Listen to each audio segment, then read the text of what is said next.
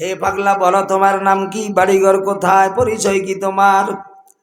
পাগলা ডাক দিয়া বলে, হে জালেম বাদশাহ, নাম ঠিকানা বলার মতো সময় আমার হাতে নাই। তোর কানটা আমার মুখের সাথে লাগাইয়া দে, কানে কানে দুইটা কথা বলে বস বিদায় হইয়া যাব। জালেম বাদশাহ যখন পাগলার মুখের সাথে তার কানটা লাগাইলো, পাগলা ডাক দিয়া কয়, ও জালেম বাদশাহ, আমি দুনিয়ার কোন পাগল নয়, আমি হলাম মালাকুল মউত আজরাইল আলাইহিস সালাতু ওয়াস সালাম। জালেম বাদশার কলিজা কাঁপা আরম্ভ হইয়া গেল। এবার জালেম বাদশা ডাক দিয়া বলে, হে আজরাইল, রাষ্ট্রীয় ক্ষমতায় ছিলাম, অগোছালো অনেকগুলি কাজকর্ম আমার হাতে আছে, আমারে সামনে যাইতে দিও না, একটু পিছনে যাইতে দাও, অগোছালো কাজগুলি গোছাইয়া নি, তারপর আমার জানটা বাহির কইরো। আজরাইল জবাব দেয়, হে জালেম বাদশাহ, তিনটা বিষয় আমার আল্লাহ বান্দার সাথে আপোষ করে না। মওতের ব্যাপারে কারো সাথে আপোষ নাই, সময়ের ব্যাপারে আল্লাহ কারো সাথে আপোষ করে না। আর যার মওতের জায়গা যেই জায়গায়, ওই জায়গায় আমার দায়িত্ব আমি পালন করতে হয়। আমার আল্লাহর অর্ডার আছে, রাজদরবার থেকে ঘোড়ায় চড়ে এ পর্যন্ত আসবি, এখানে আসার পর এই জায়গায় ঘোড়ার পৃষ্ঠে তোরে রাইখা কথার মধ্য দিয়া তোর জানটা বাহির কইরা নিয়ে যাব। একটা কদম সামনেও যাইতে পারবি না, একটা কদম পিছনেও যাইতে পারবি না। কথা চলছে, কথার ভিতর দিয়া ওই জালেম বাদশা এখনো ঘোড়ার পৃষ্ঠের উপরে, এর ভিতর দিয়া জানটা কবজ হইয়া গেছে, আজরাইল তার জানটা বাহির করে নিয়ে গেছে। হঠাৎ করে চৈত্র বৈশাখ মাস যখন শুরু হয়, উত্তর দিক থেকে যখন কাল বৈশাখী ঝড় শুরু হয়, বাতাসের সাথে সাথে গাছের মাথা থেকে শুকনা লাকড়ি ভেঙ্গে ভেঙ্গে পড়ে, ঢালগুলা ভেঙ্গে ভেঙ্গে যেইভাবে পড়ে, মুহূর্তের মধ্যে জালেম বাদশাটা ঘোড়ার পৃষ্ঠ হতে মরা লাশ হইয়া জমিনে পড়ে যায়।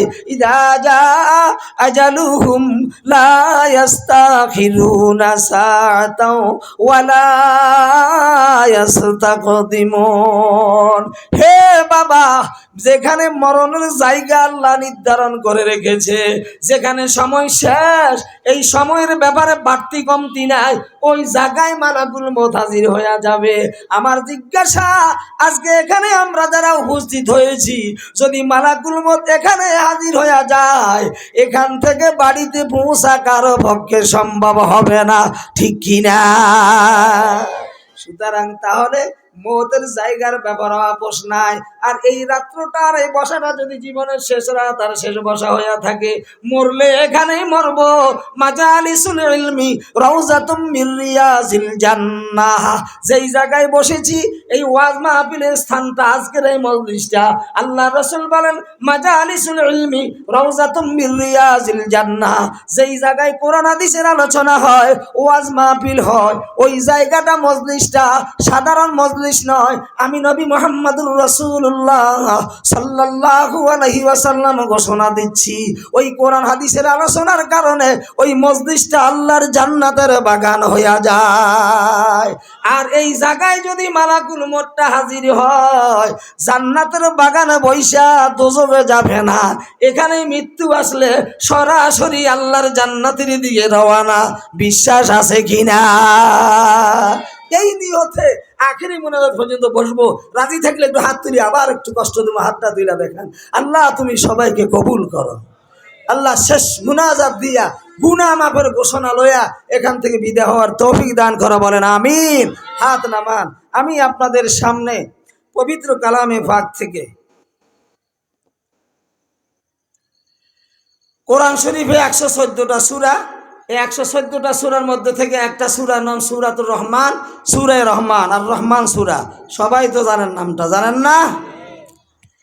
মুফাসসিরিনে কেরাম লেখেন, দুনিয়ার সব কিছুর একটা সৌন্দর্য আছে।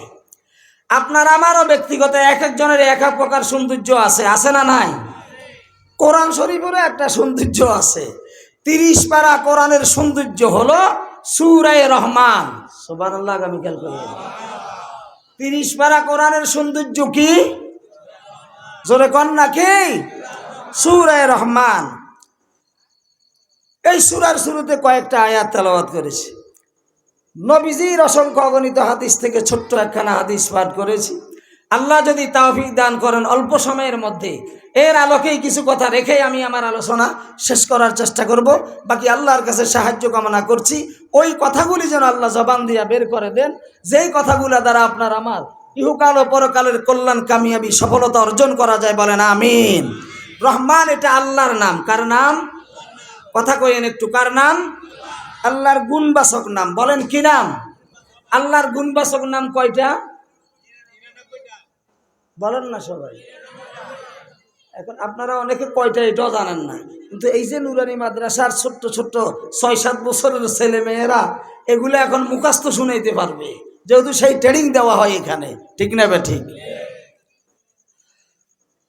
তা আল্লাহর গুণবাচক নাম হলো 99টা। কয়টা? এটা প্রসিদ্ধ প্রসিদ্ধ। আর অপ্রসিদ্ধ আল্লাহর গুণবাচক নাম আছে। তাফসীরে নূরুল কোরআনের মধ্যে লিখেছেন আল্লাহর গুণবাচক অপ্রসিদ্ধ নাম আছে 4000-এরও বেশি। সুবহানাল্লাহ। আসে না মুখে দিয়ে? আল্লামা নুরুল ইসলাম অলিপুরি সাহেব হুজুর তিনি ওয়াজও আলোচনা করেছেন, আমি শুনেছি।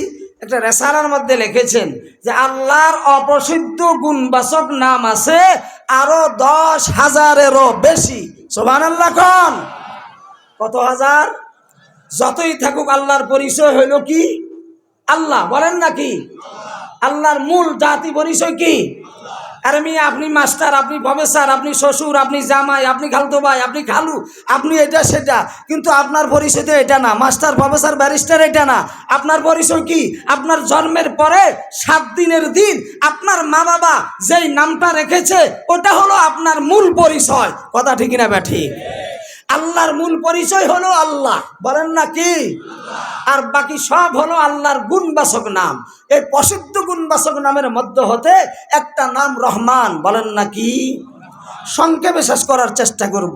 পৃথিবীর মানুষগুলা যখন অগ্নি পূজা করে, আগুন পূজা করে, চন্দ্র পূজা করে, সূর্য পূজা করে, ওই যে মনসা পূজা করে, দুর্গা পূজা করে, মানুষের পূজা করে, গাছগাছালির পূজা করে, তো আল্লাহ পাক আল্লাহ নবীর দায়িত্ব দিলেন, হে নবী, গায়রুল্লাহ কখনো আমার সৃষ্টি, কখনো সৃষ্টির কোনো সমস্যার সমাধান করার ক্ষমতা।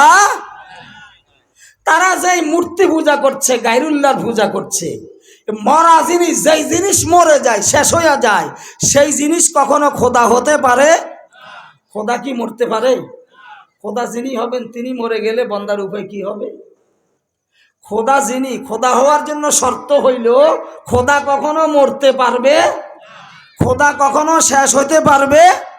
আচ্ছা, তো হিন্দুরা যে পূজা করে, দুর্গা পূজা, মনসা পূজা, মূর্তি, এগুলোর একটা থাকেনি না ভাঙ্গা চুরা শেষ করে দেয়? জোরে কন না কা? আবার সূর্য পূজা করে, চন্দ্র পূজা করে, করে না? আচ্ছা, চন্দ্র সূর্য কি থাকবো না শেষ হইব? কুল্লু মান আলাইহা ফান ওয়া ইয়াবকা ওয়াজহু রাব্বিকা যিল জালালি ওয়াল ইকরাম। এই আসমান, পাহাড়, পর্বত, চন্দ্র, সূর্য, তারকা রাশি, যাই কিছু দেখেন সব কিছু একদিন শেষ হয়ে যাবে, নিঃশেষ হয়ে যাবে। একমাত্র বাকি থাকবে মহাসম্মান আর মর্যাদার অধিকারী আহকামুল হাকিমিন রব্বুল আলামিন। কথা ঠিক কিনা? সুতরাং যিনি খোদা হবেন, শর্ত হইল, খোদার জন্য শর্ত হইল খোদা সদা সর্বদা জিন্দা থাকতে হবে। খোদা কখনো শেষ হতে পারবে না, খোদা কখনো মরতেও পারবে না। কথা ঠিক কিনা?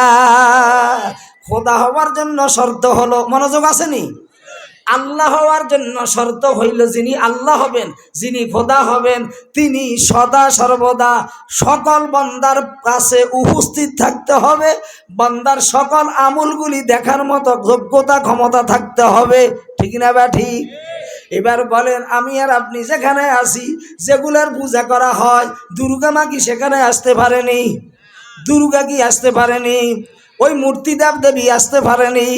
তাহলে বুঝা গেল যেই খোদা তার জায়গা সাইডা বান্দার কাছে হাজির হতে পারে না, সেইটা কখনো খোদা হতে পারে? তো আমার আল্লাহ তো এমন খোদা, আল্লাহু লা ইলাহা ইল্লা হুয়াল হাইয়ুল কাইয়্যুম। আমরা যেই খোদার বিশ্বাসী, তিনি তো এমন খোদা যিনি সদা সর্বদা জিন্দা, সদা সর্বদা সকল অবস্থায় সকল বান্দার কাছে উপস্থিত থাকেন। কথা ঠিক কিনা? আল্লাহ এখানে আসেনি? এখন আমাদের সবাই দেখেনি? সবার কাছে হাজির আসেনি? তো আল্লাহ কজন? মুসলমান কয় খোদারে মানে? খোদা দুগইলে কি শান্তি হইব না অশান্তি হইব? ফিডাফিডি মারামারি চলব নি? একটা কব আমি বৃষ্টি দুমো, আর একটা কব না আমি রৌদ্র দুমো, লাগবে ফিডাফিডি, হাত ভাঙবো, পাও ভাঙবো, ঠ্যাং ভাঙবো, হাসপাতালে দরকার হইব, তখন মতের বান্দার কি উপায় হবে? এই জন্য খোদা কয়জন? কুল হু আল্লাহু আহাদ। আল্লাহ কয়জন? এখন আল্লাহ এখানে আছে তো? আমার বাড়ি হাতিয়া, হাতিয়া তো দ্বীপ, নদীর ওই পারে। যদি আল্লাহ এখানে আপনার আমার কাছে থাকে, তো সেখানে কোন আল্লাহ আছে?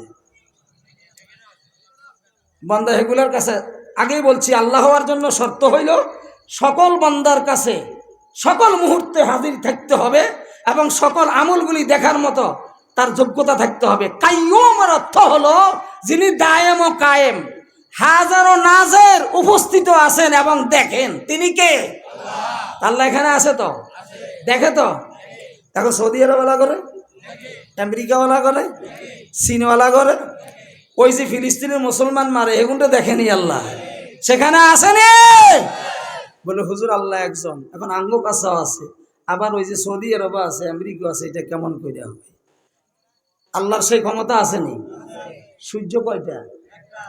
সূর্যকে বানাইছে সকাল 8টা বাজে, আপনি ঘুম থেকে উঠা ফজর নামাজ পড়া, এরপর সূর্য যখন উঠবে টেলিফোন করবেন বন্ধুর কাছে চিটাগাঙ্গে, ঢাকায়, এই আব্দুল্লাহ, আমি তো এখন রামগতিতে, নোয়াখালী লক্ষ্মীপুর রামগতিতে আছি, এখন সকাল 8টা বাজছে, আমি তো দেখতেছি আমাদের এই দেশে আমার সামনাসামনি সূর্যটা আছে, তোদের ঢাকাতে চিটাগাঙ্গে সূর্য আছে কিনা? ওই লোকটা বলবে কি বলস, আমি তো তাকাই দেখতেছি এখন সূর্য আমার নাক বরাবরে। ঠিক না বে ঠিক? সৌদি আরব যেটা আছে সেটা বলবো না, তুমি কি বলো, আমি সৌদি আরব দেখে এখন তাকাইতেছি, তাকাইয়া দেখতেছি সূর্য এখন আমার চোখের সামনে আমার নাক বরাবরে। আমেরিকাওয়ালার কাছে ফোন দিয়া জিজ্ঞাসা করলে সে বলবে আমি দেখতেছি এখন আমার চোখের সামনে আমার নাক বরাবরে। সূর্যটা কার বানানো? কয়টা? আর পৃথিবীর যেই মানুষ যে যেখানেই আছে সেখান থেকে দাঁড়াইয়া যখনই যে তাকাবে সবাই দেখবে নিজ নিজ চোখের সামনে, নিজ নিজ নাকের ডগায়। কথা ঠিক না বে ঠিক? তো সূর্য কার তৈরি? তা আল্লাহর বানানো একটা সূর্য যদি পৃথিবীর সকল মানুষের নাকের ডগায় চোখের সামনে হাজির হতে পারে, আমার সেই আল্লাহ একই মুহূর্তে পৃথিবীর সকল মানুষের সামনে হাজির হতে পারে কিনা? আরো জোরে বলেন। বিশ্বাস আছে নে?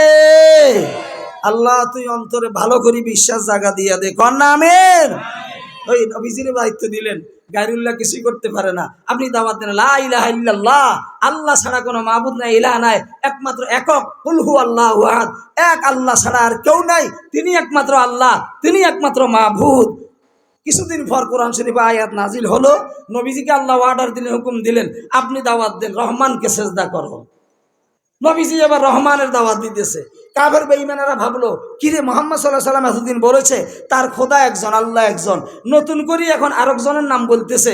আমরা যেমন 360 খোদার পুজো করি, লক্ষ কোটি দেবদেবী মূর্তি পূজা করি, মুহাম্মদেরও মনে হয় আল্লাহ ছাড়া আরো অনেক খোদা আছে। নাউজুবিল্লাহ বলেন না? মানির রহমান, এই রহমান তিনি আবার কে? মুফাসসিরিনে কেরাম তার জবাব দিচ্ছেন, এই ছেলে, এই মুফাসসিরিনে কেরাম তার জবাব দিচ্ছেন, ও পৃথিবীর হিন্দু মুসলিম খ্রিস্টান সকল জাতিকে উদ্দেশ্য করে জবাবটা এইভাবে আসছে, হে রহমান তিনি যিনি তোমার জন্মের আগেও দয়া করেন এবং জন্মের পরও দয়া কইরা ফালেন, তিনি হলেন রহমান। ঠিক না বা ঠিক? আপনার আমার জন্মের আগে দয়া কার?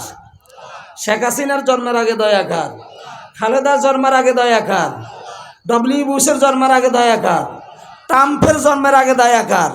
কুলাঙ্গার নরেন্দ্র মোদীর ধর্মের আগে দয়া কার?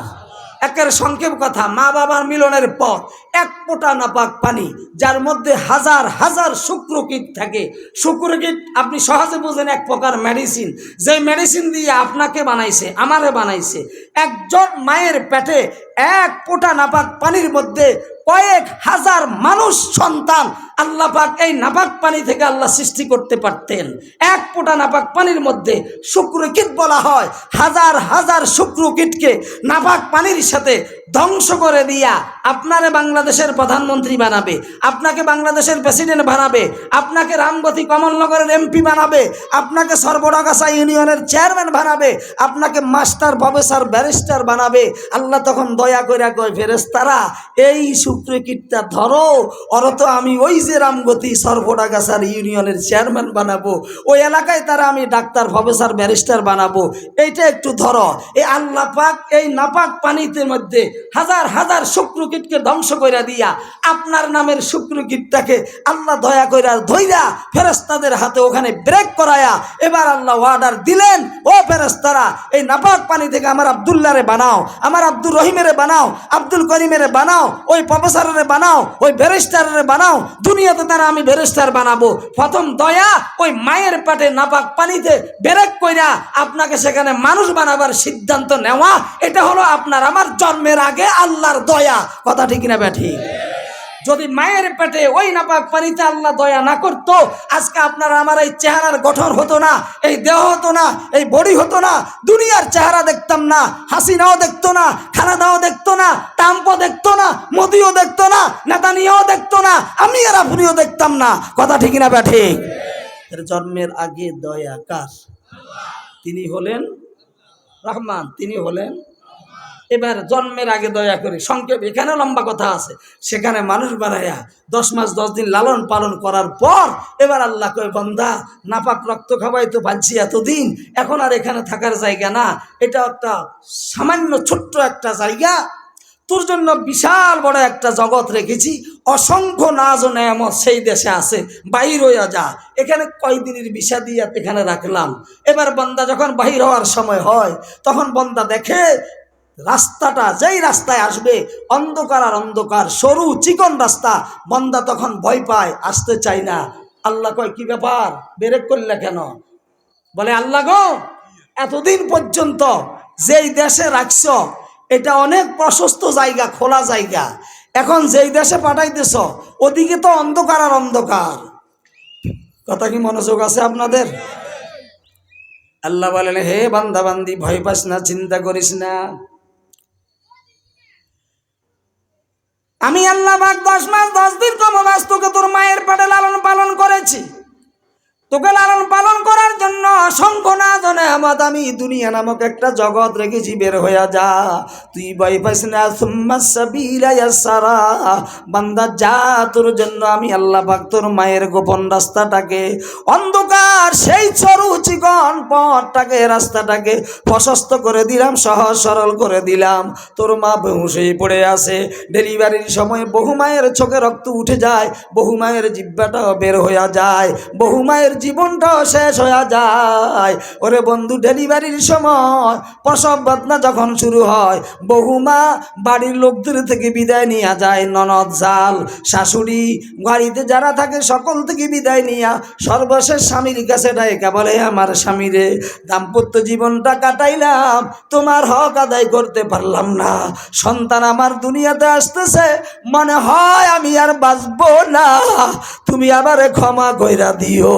হে সন্তানেরা, এইভাবে জীবন বাজি রাইখা আল্লাহর কাছে ফরিয়াদ করে, আল্লাহ তুমি আমারে, তোমার মন চাইলে আমার লইয়া যাও, আমার সন্তানটার তুমি মাইরো না, ঠিক কিনা?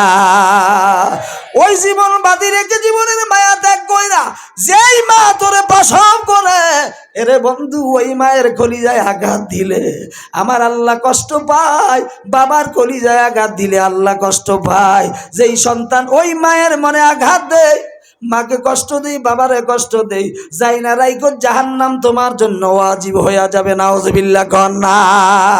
মা খুশি, বাবা খুশি, আল্লাহ খুশি, জান্নাত তোর কপালে লেখে রাখো, ওয়াজিব হইয়া যাবে। ওইদিকে কথা বলার জন্য বলতেছি না রে ভাই, বুঝার জন্য। আল্লাহ কয়, ও বান্দা যা, সুম্মা সাবিলা ইয়াসসারা, বের হইয়া যা, আমি আল্লাহ প্রশস্ত করে দিলাম, সহজ সরল করে দিলাম। বান্দা তখন দুনিয়াতে আসে, আসার পর খুলিকাল ইনসানু যায়ীফা, আল্লাহ কয়, আমি তোমাদেরকে এই মানব জাতিকে একেবারে দুর্বল জাতি কইরা দুনিয়াতে প্রেরণ করেছি। আমরা সবল না, দুর্বল। কথা কয় না, কথা কয় না কা?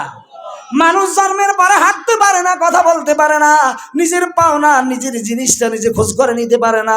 যেমন মুরগির বাচ্চা জন্মের পর সাথে সাথে হাঁটতে পারে, সেই লোকটা মা কোথায় খাদ্য খায় কুটকুট করে আওয়াজ দিলে নিজের খাদ্য সংগ্রহ করতে পারে।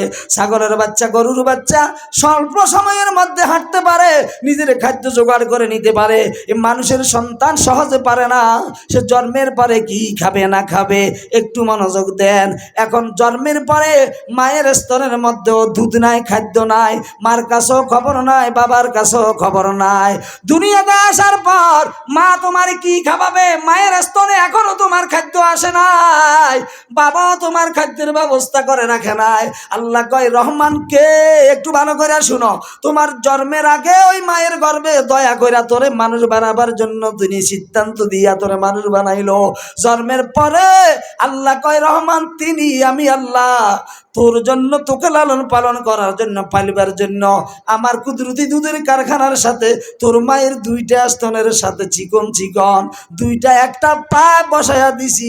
ওই ফাইভটার মধ্য দিয়া তোর মায়ের দুইটা স্তনে আমি আল্লাহ পাক এমন খাদ্য পৌঁছায়, নয় ঠান্ডা নয় গরম, নয় তিতা নয় মিঠা, নয় লবণাক্ত নয় সুকা, অতি সুস্বাদু স্বাস্থ্যকর রুচিসম্মত খাদ্য মায়ের দুই স্তনে পৌঁছায়া দুইটা স্তনে 16টা কইরা 32টা চিকন চিকন পাইপের ব্যবস্থাও আল্লাহ করে দিয়েছে।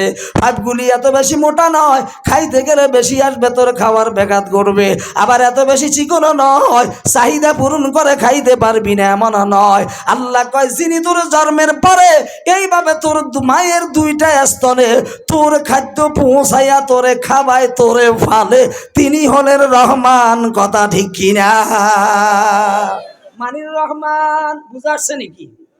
রহমানকে যিনি জন্মের আগেও দয়া করেন, জন্মের পরও দয়া কইরা ফালেন, তিনি হলেন রহমান। কথা ঠিক কিনা?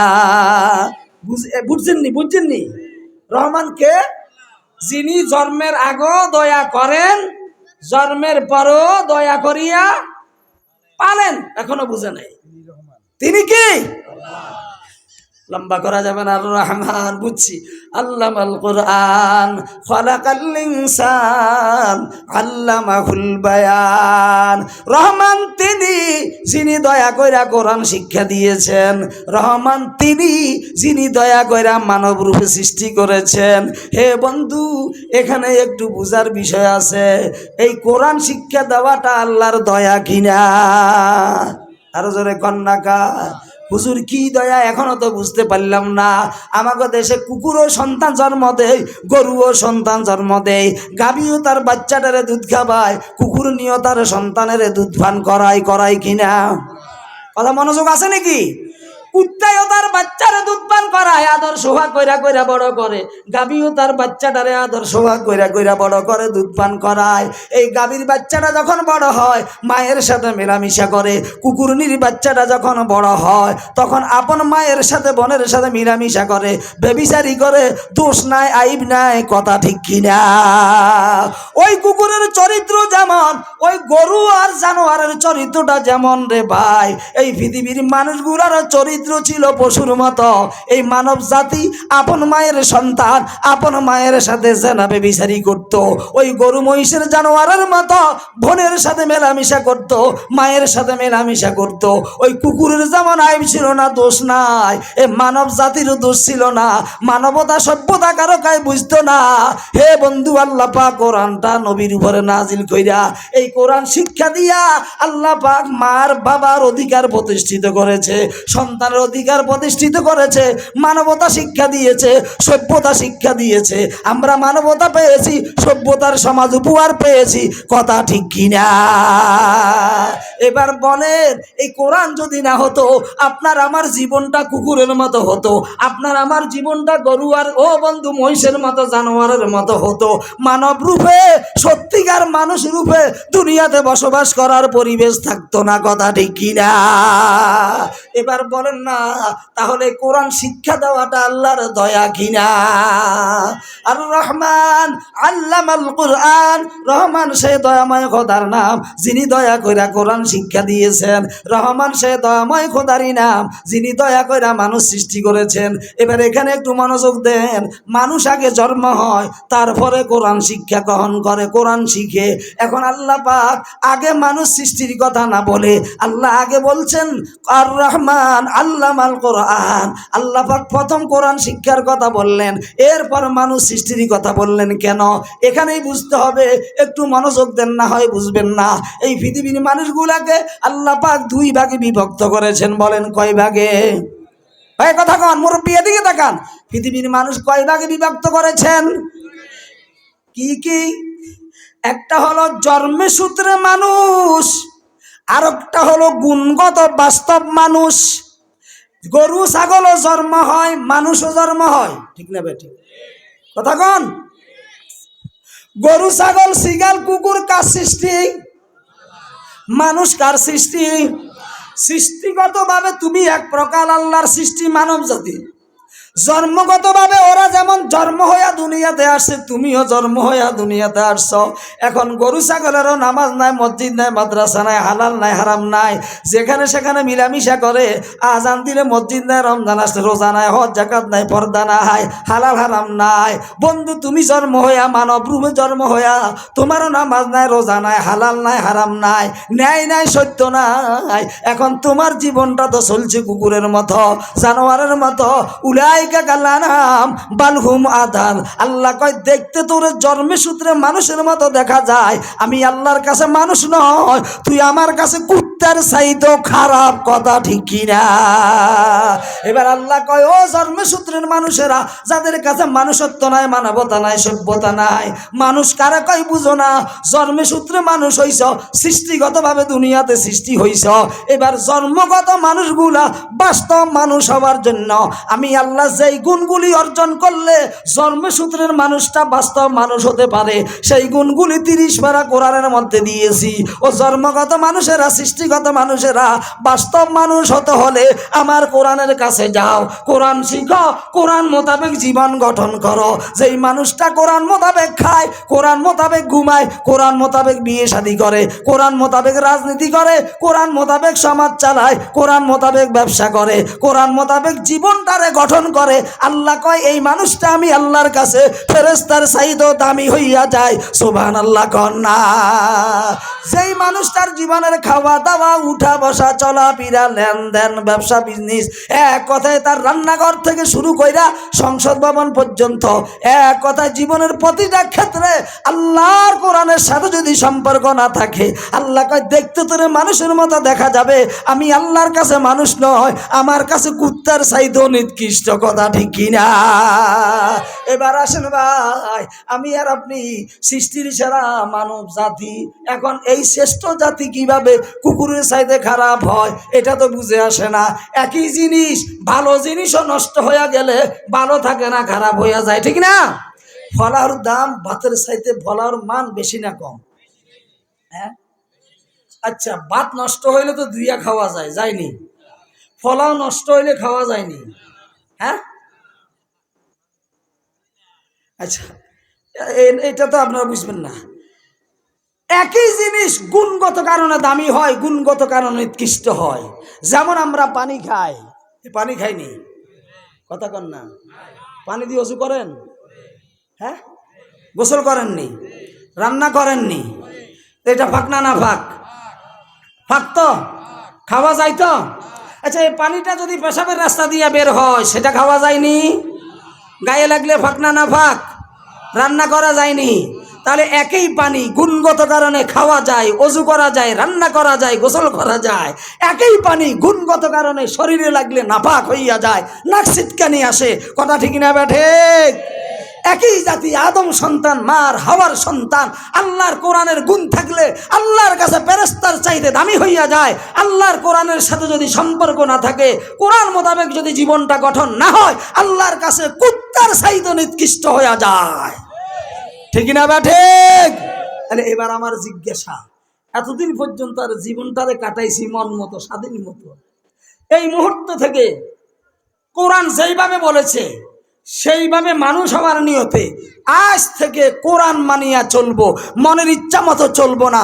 কোরআন মোতাবেক জীবনটারে গঠন কইরা আল্লাহর কাছে ফেরেশতার চাইতে দামি হয়ে যাব। রাজি থাকলে হাত তুলে আল্লাহরে দেখান। নারে তাকবীর, নারে তাকবীর।